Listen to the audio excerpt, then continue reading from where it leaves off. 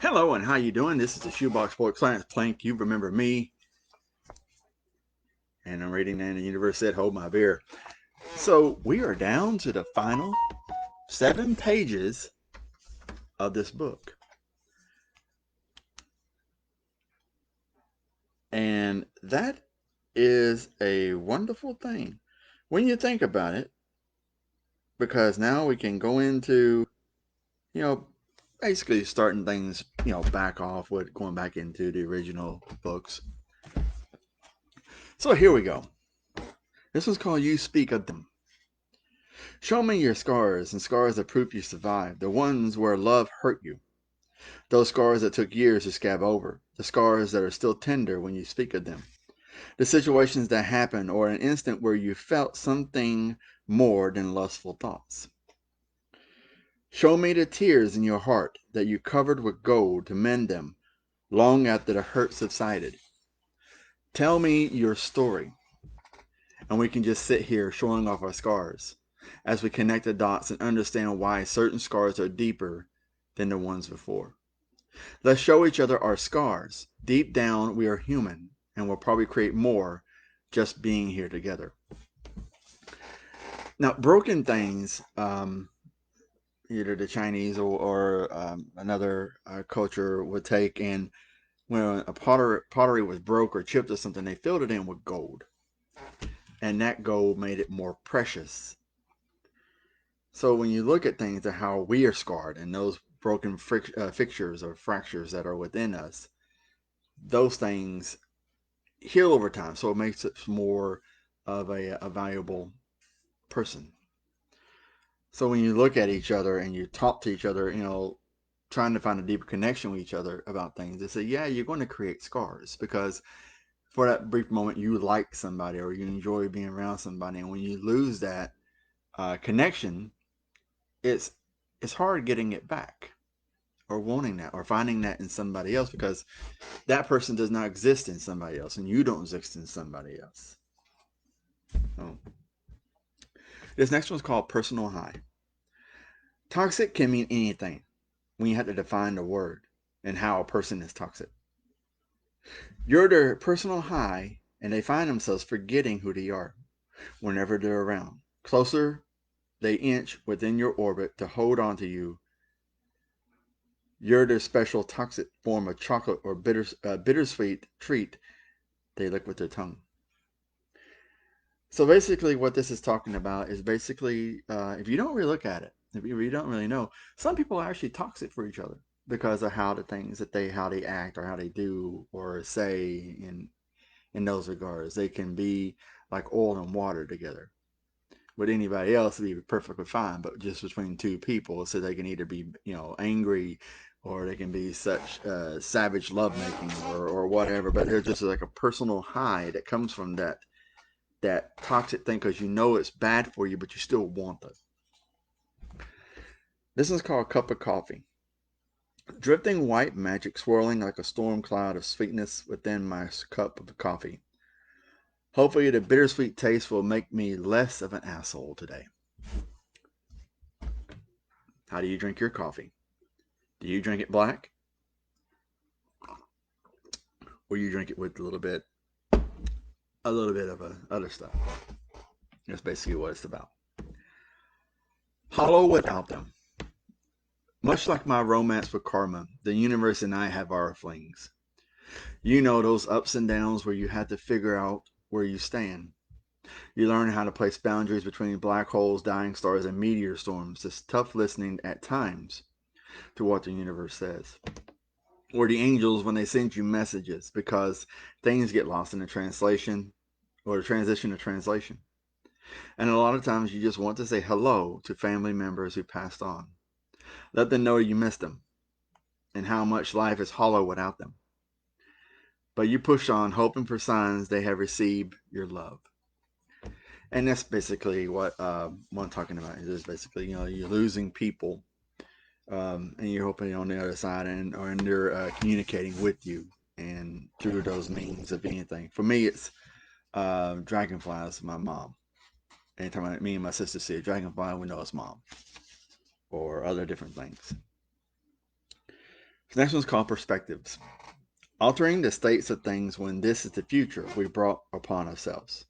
We raise the bar in life because we are unhappy with things, each other, careers, and perspectives. How can you fault us? When companies can discharge you if you're a percentage point below a goal.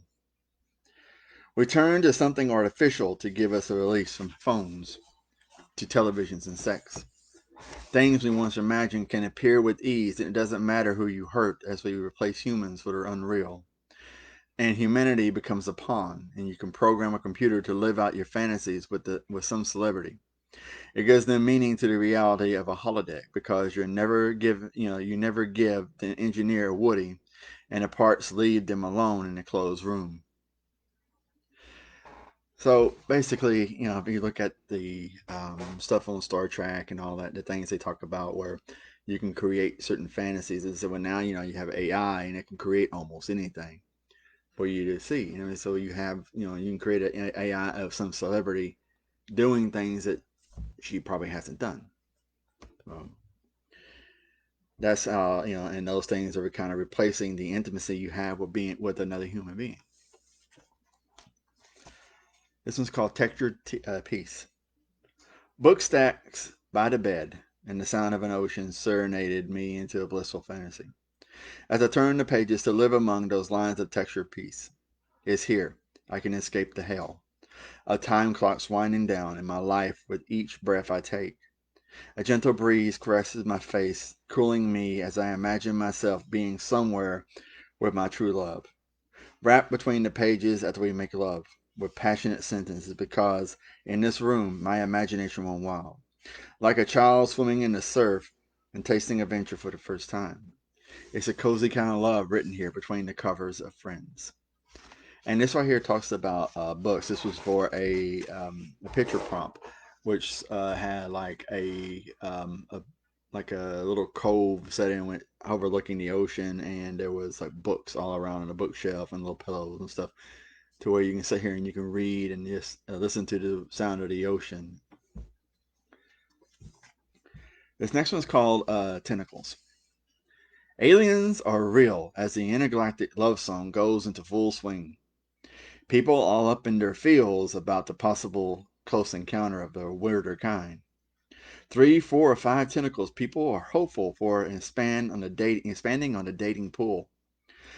When the expanded dating pool of extreme orgasms with the possibility of long life and prospering with something with a ray gun and their X in the crosshairs. It's a galaxy of fits, and that's a kind of a split when aliens become a new trend for people to bend over for a probing. Do you think people would moan for a chance to have a sexual dance with something otherworldly, as little green men go? And this is basically something I wrote about all this stuff where they talk about aliens being real, and it's just it's just so long you're like, wait, aliens are real now? So we got all this going on. We don't need that right now. But you can imagine that people are out there like, hey, aliens are real. I wonder if they would have sex, with us. So just it's things like that. Oh, this one's called with Crimson. Sapphire eyes. Oh no, wait, this doesn't belong. Sapphire eyes, and with lips that spews lies, dipping into places where she doesn't belong. And this was like a little short 25-word prompt for spewing lies. And next one's called with Crimson. Sailing on a sea of sapphire green mixed with crimson and gold hues of sunrises. And it's the same, it's not really the same thing, but it was kind of the same thing for a prompt. And I was thinking about basically a sunrise in the different colors that are there. The next one's called Chilly Air. One lone remorseful rose I laid at her grave. One rose of red without thorns or leaves. The wind-blown snowflakes dance in the chilly air against a broken gray of blue skies and a dying sun beneath the reef of crimson. And this was another poem that was created from the Crimson thing, from the Crimson prompt. And for me, it was just basically reminding me of the day when we buried my mom, because it was a cloudy day, and as we were putting her into the ground, the clouds were breaking, and you can see blue silhouetted through the gray skies and stuff, and the wind and how cold it was.